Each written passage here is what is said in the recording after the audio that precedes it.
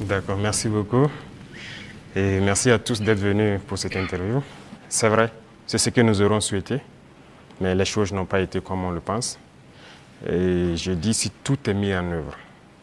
Alors, il y a plusieurs perspectives à mettre en œuvre pour pouvoir atteindre cet objectif dans ce laps de temps. Mais tout n'a pas été mis en œuvre comme on le souhaitait. Primo, l'adversité. Alors, dès que nous sommes arrivés au pouvoir, nous aurions espéré qu'on nous laisse travailler très rapidement et pouvoir avancer. Malheureusement, certaines personnes nous ont approchés et ont voulu que nous allions dans leur sens parce que leur objectif n'était pas que la guerre finisse de sitôt. Je veux parler de certaines forces étrangères qui étaient présentes sur notre sol. On a eu des débats houleux avec des diplomates venus d'ailleurs sur la question, mais personne ne voulait qu'on aille dans le sens de finir cette guerre. Nous l'avons compris à travers les messages. S'il arrivait que des gens viennent jusqu'à nous dire qu'il faut qu'on accepte qu'ils soutiennent les terroristes et nous soutenir également, ça veut dire ce que ça veut dire, c'est une guerre entretenue. Donc nous avons très vite compris, on s'est débarrassé de toutes les forces qui étaient présentes ici, que ce soit les forces françaises, les forces américaines, et nous avons compris que la lutte sera âpre. La deuxième chose aussi était nous croyions que nous avions quand même un minimum d'armes et de munitions en stock. Aujourd'hui, je peux vous dire ce que j'ai trouvé par exemple en stock. Il y avait en tout et pour tout au Burkina Faso moins de 100 000 cartouches de Kalachnikov. Et les armes, nous avions à peine une centaine. Comment est-ce qu'on pouvait faire la guerre? Il fallait se rééquiper, redoter l'armée en effectifs, en armement et tout. Ce qui a fait que l'objectif de 3 mois, si ces conditions préalables étaient réunies, c'était bien possible. Mais il n'y avait rien. On n'était pas préparé à la guerre, tant sur le plan équipement que sur le plan effectif. Justement, Monsieur le Président, vous venez de le dire, hein, quand vous prenez le pouvoir, si on veut caricaturer, il y avait plus d'hommes que de munitions dans l'armée burkinabé. Et aujourd'hui, où en est-on avec le programme d'armement de cette armée-là? Et puis, quels sont les signes qu'elle est en train progressivement de monter en puissance? Très bien, je l'ai dit, je ne peux pas dépeindre toute la situation qu'il y avait, c'était catastrophique. Et comme je l'ai dit, vous pourrez enquêter. Il y a peut-être même dans cette salle des militaires qui étaient sur le front, sans armes. Ça existait dans notre armée. Donc ce sont des situations, on croyait que c'était juste, je ne dirais pas de la mauvaise foi, mais une situation incompréhensible. Pour nous, il y avait les armes et on refusait de les doter. Mais quand on a été face à la réalité, très vite, on s'est résolu à chercher d'abord à armer l'effectif qui était là. Et là, ça a été la croix et la bannière. Parce que beaucoup de puissances ont refusé de nous vendre les armes.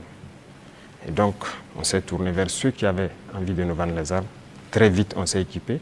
On a recruté les VDP, on a pu payer tout ce qu'on voulait. Le processus, nous avons fait un plan d'équipement pour une montée en puissance. Et comme vous le constatez depuis maintenant 2 ans, les équipements commencent à rentrer. C'est toujours pas fini.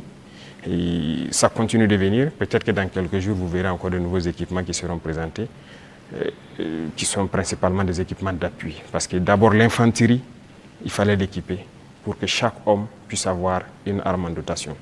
Ça, c'était un gros défi. Nous y sommes. On continue de recruter, comme vous le constatez. Chaque année, c'est entre 10 000 et 15 000 hommes qu'on recrute. Ça, c'est un effort considérable.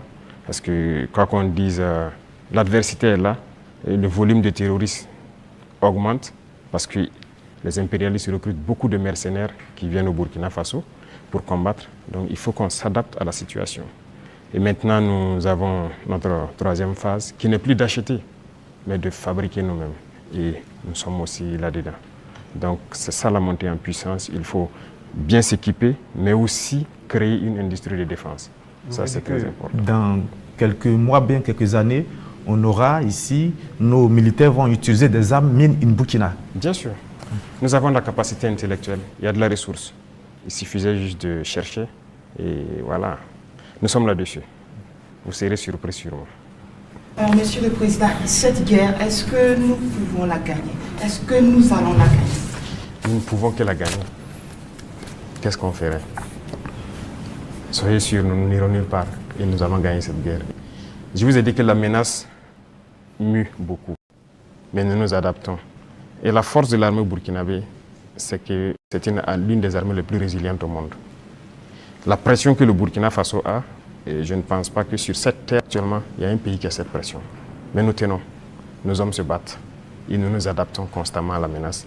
Et nous comprenons d'où vient la menace, comment ça se manifeste, c'est ça le plus important. Et actuellement, je peux vous rassurer que bientôt, nous parlerons d'un albinos noir qui va apparaître. Et vous verrez. Ne me demandez pas de quoi il s'agit, je pense que vous comprendrez plus tard. La guerre va finir et très vite. Monsieur le Président, justement, pour gagner cette guerre, vous venez de le dire, il faut des armes et il faut aussi des hommes. Et surtout des hommes déterminés. La détermination, vous le savez, c'est le game changer majeur. C'est ça qui fait la différence dans toute guerre. En ce moment, au moment où on parle, quel est exactement le moral de nos troupes sur le terrain? Vous avez très bien touché le cœur du problème, la ressource humaine, les hommes déterminés. Il ne s'agit pas juste de payer de l'équipement, il faut des hommes déterminés. Et si vous remarquez, nous sommes en train de construire une armée de qualité. Et il n'est pas rare que souvent, lorsque nous jugeons qu'un chef d'élément ou bien une unité a failli à sa mission, qu'on les radie et qu'on les poursuive. C'est arrivé plusieurs fois et ça continuera comme ça. Si vous êtes engagé pour être militaire, vous devez accomplir la mission parce que la mission est sacrée pour nous. Et l'autre chose, c'est que malgré la pression, malgré les défis, les hommes continuent de se battre et ils sont très résilients. Si aujourd'hui vous attrapez un soldat burkinabé et le demandez, est-ce que vous voulez que d'autres personnes viennent se battre à votre place ou viennent vous aider? Ils vous diront jamais, ils préfèrent mourir. C'est à ce niveau que vous jugez leur morale. Ils sont prêts, toujours prêts, malgré la situation. Peu importe la bataille qu'on perdra, on va toujours maintenir le terrain. C'est ça qui est très important dans le mental des soldats. Donc, le moral est au top. Les gens n'espéraient pas être à ce niveau d'équipement, ils y sont.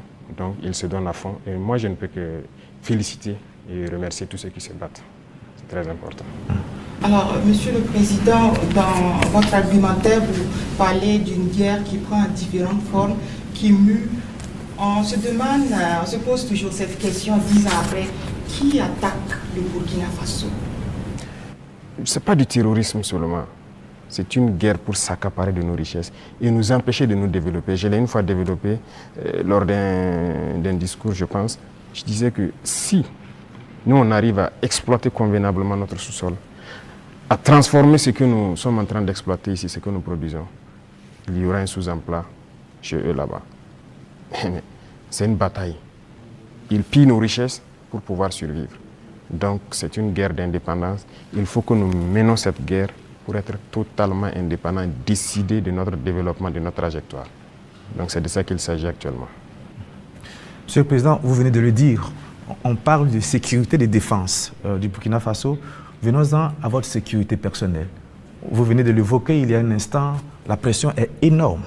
Elle est grande, le danger vient de partout. Monsieur le Président, rien qu'en 2025, il y a eu plusieurs tentatives de coup d'État qui ont été déjouées. Monsieur le Président, est-ce qu'il vous arrive parfois d'avoir peur? Merci, je pense que c'est la seule force que j'ai. Je n'ai pas peur. Parce que j'ai confiance en vous tous. Ça, c'est la première chose. Il faut avoir confiance au peuple. Parce que c'est le peuple qui nous a confié cette mission. Et j'ai confiance au peuple, qu'ils comprendront. Et voilà pourquoi on n'hésite pas aussi à être devant le peuple, pour leur expliquer la situation et leur dire ce qu'il y a. Et ça permet de garder une très bonne relation. Ça, c'est la première des choses. La deuxième chose, comme je l'ai dit, il y a une mentalité qu'il fallait développer au sein même de nos forces. Ça, c'est très important. Actuellement, cette mentalité-là, les gens comprennent pourquoi ils se battent. Vous prenez, il y a quelques années de cela, plusieurs officiers sur le terrain ne savent pas pourquoi ils se battent. Mais si nous savons pourquoi nous nous battons, qui nous avons en face et pourquoi il y a cette pression, les gens comprennent mieux. Et voilà pourquoi nous avons même créé tout de suite l'Institut, l'école supérieure militaire, pour que nous puissions former nous-mêmes nos militaires et les mettre ce que nous voulons dans la tête. Et retenez une chose, si vous laissez vos forces être formées par d'autres puissances, ils les mettent dans leur tête ce qu'ils veulent. Ils les endoctrinent comme ils le veulent et c'est plus facile de les manipuler. Mais ici au Burkina actuellement, c'est ce qui fait mal d'ailleurs à beaucoup de puissances impérialistes. Ils n'arrivent pas à pénétrer notre armée. Tous ces bataillons qui ont été créés, tous ces hommes qui sont là, personne n'est venu d'ailleurs les former. Nous sommes bâtis sur notre expérience terrain et nous les avons formés. J'ai personnellement participé à des entraînements de certaines forces au tout début. Donc ça, c'est déjà une deuxième force. Et l'autre force est que si vous avez une mission, un objectif pour votre pays, vous ne devez pas avoir peur. Si vous avez peur, vous hésitez. Si vous hésitez, vous compromettez. Et une fois que la compromission est là, vous êtes foutu. Vous avez tout à l'heure énuméré un certain nombre d'éléments qui font que vous êtes rassuré. J'insiste parce qu'il y a l'histoire aussi. C'est l'histoire qui nous conduit. Ces forces impérialistes, elles sont réelles. En 1961, elles ont eu la peau de Patrice Lumumba en RDC. En 1972, elles ont eu la peau de Kwame Nkrumah d'une autre manière. Et puis en 1987, elles ont eu la peau de Thomas Sankara, toujours avec des ennemis internes et parfois avec la complicité de certains voisins. Vous savez ce qu'on dit, Monsieur le Président, le premier devoir d'un révolutionnaire, c'est de rester en vie.